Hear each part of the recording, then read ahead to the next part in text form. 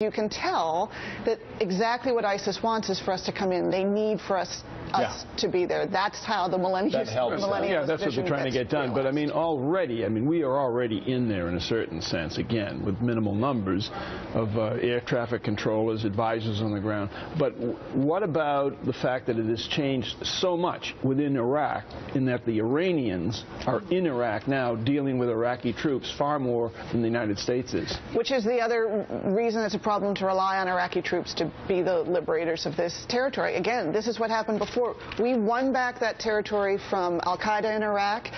We left, and you have an Iraqi prime minister who made the Sunnis once again feel completely disenfranchised and powerless.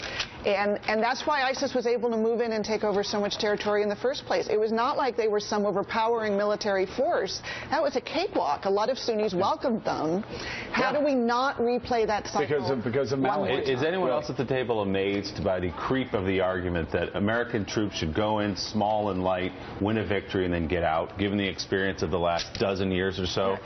It's amazing to me that revisiting that argument. I am amazed at the foolishness of that. That's what I mean. Yeah. And you have Carl Vick saying, don't take the bait. Don't take the bait. This is exactly what they want. Don't take the bait. And so I think that, Mark Twain said history doesn't repeat itself, but it rhymes. How do we learn from the way this played out in Afghanistan? How do we learn the way this played out the last time and not repeat that? And so, everyone made a lot of fun of Marie Harf about, you need a jobs fair.